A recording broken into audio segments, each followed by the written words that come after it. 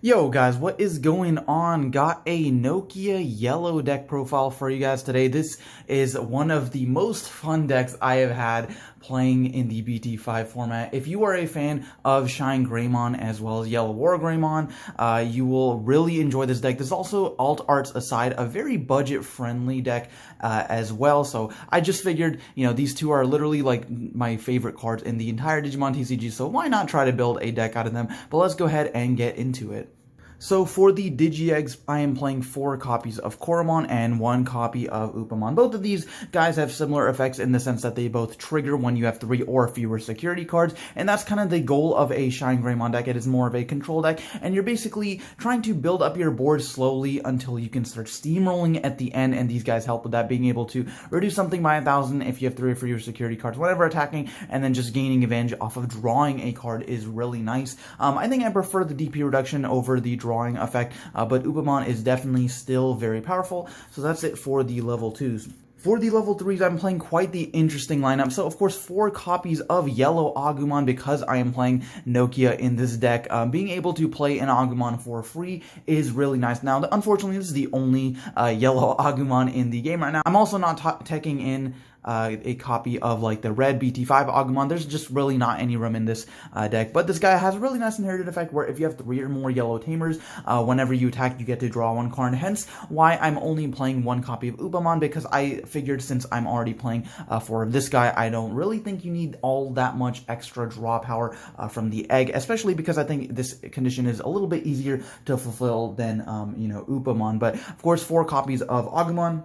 And then, of course, the next best rookie in the deck, I think, is 4 copies of Starter Deck Patamon. Being able to just gain a memory every single time you delete one of your opponent's Digimon is just really fantastic, especially because with Shine Greymon, you're basically nuking the board every single time he comes out, so you're pretty much going to always resolve this effect, and it makes it so that if you were at 0 and then you're resolving Shine Greymon, instead of putting your opponent to 4, you do put them at 3, so it's in line with a lot of memory tamer effects as well, so it's just really, really nice to have, especially being able to continue your turn with Shine Greymon. So maybe if you started your turn with 3 and then went to 1 on your opponent's side with Shine Greymon, then this guy gains you back the memory, you go back to 0, so it's still your turn, then maybe you can do something like swing with the Shine. So that is really nice. And then of course 2 copies of Salmon as well. I think this guy's really, really nice late game, especially because like I said, the condition of having 3 or fewer security cards does come up quite often, especially because you're kind of slow to start in this deck. And then to round things off, I'm also playing 2 copies of the Searcher Patamon as well as 2 copies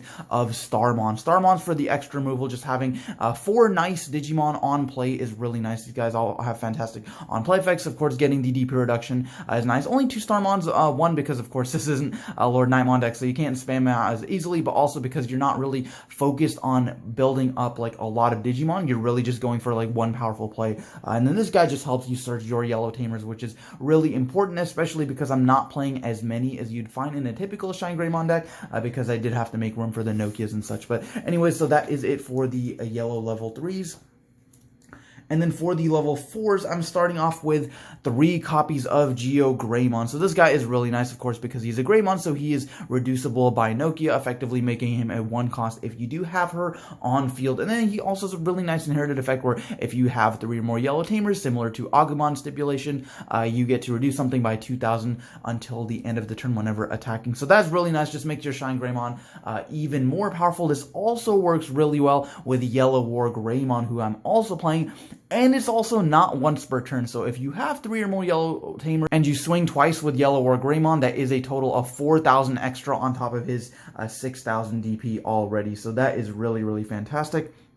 And then for the blockers, I'm playing 4 copies of Pidomon as well as 3 copies of Unimon. So this is a very blocker-heavy deck, as you've noticed, but I really do think this lineup is really nice. Of course, Pidomon for the 1 evolution cost is really fantastic, but then Unimon's nice because he's got 6,000 DP as well as the 5 play cost. Plus, like I said, just being able to stall your opponent until you get your Tamer set up, until you've got your Shine Greymon in hand is really, really nice.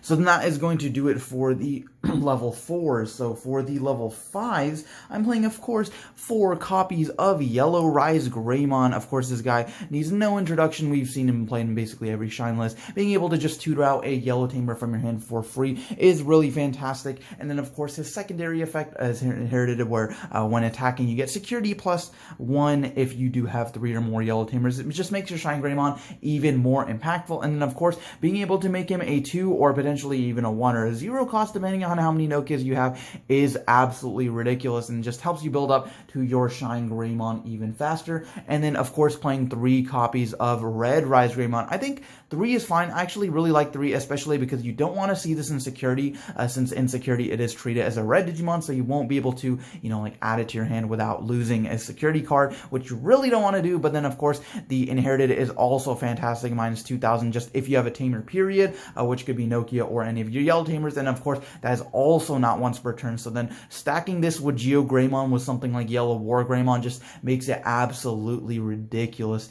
in terms of, like, DP reduction.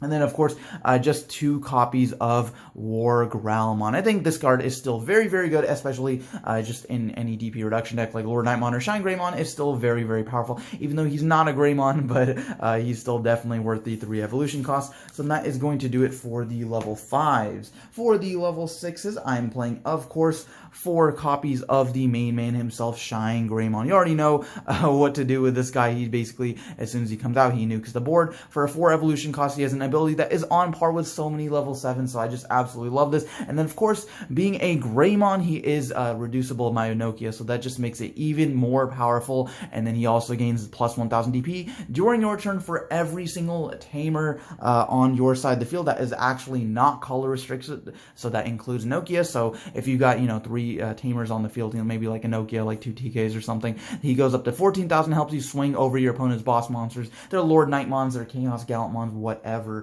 they've got on field. And then, of course, also playing 2 copies of War Greymon. I really like Slash Angemon in a lot of Shine lists, but in this deck specifically, I think this guy's just crazy with all the inherited effects. I'm playing stuff like Geo Greymon and Rise Greymon, and of course, he is a Greymon as well, so that just synergizes very well with the whole deck. This guy is a little bit risky because, like I said, this deck is slow to start, so sometimes by the time you're making your big plays, you've already been, knocked down to like 2 or 3 security, so using him is quite risky, but he is still very, very impactful. So that is going to do it for the level 6s. And then for the Tamers in the deck, not playing any option cards, but for the Tamers, of course, playing 3 copies of the Homegirl, 3 copies of Nokia Shiramine. She is just absolutely fantastic.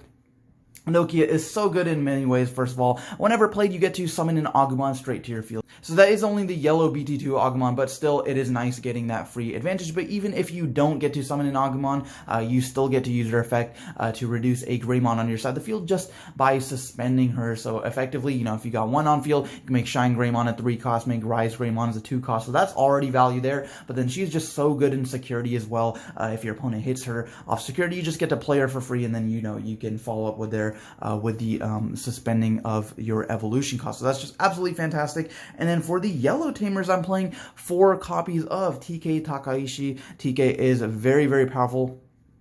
Because, just being able to search through your whole security stack and adding any card you want, as long as it is yellow, then you will also get the recovery +1. But if you're really, really desperate, you can add something like a Nokia or maybe like a Red Rise Greymon or something just to, fill out your hand, but then you won't get the recovery +1. And then, of course, playing him off a Rise Greymon for free is just really fantastic, being able to guarantee yourself 3 memory every single turn. And then if you play him off of Red Rise Greymon, you even get the search effect, the on-play effect as well. So that's just really fantastic. And then playing 3 copies of Kari Kamiya.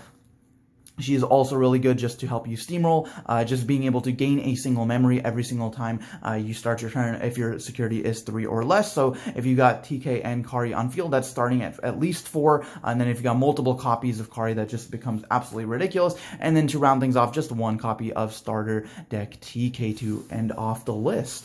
But yeah, guys, that is going to do it for this video. Let me know what you thought of the deck profile in the comments below. Do you enjoy more fun decks like this? While this deck is, can do some pretty cool things, DP reduction, nuking the board with Shine Greymon, I would not say it's the most, ideal version if you just want, a pure Shine Greymon build. I'll have a more competitive version linked down in the description below, so check that out if you want. But this deck is really, really fun, especially if you just enjoy, Nokia or Yellow War Greymon and just want to, to build something different. A different yellow deck that's not Lord Nightmon or Shine Greymon or anything like that. But anyways, guys, if you did enjoy, go ahead and let me know in the comments below. Thank you so much for watching, and I will see you guys next time.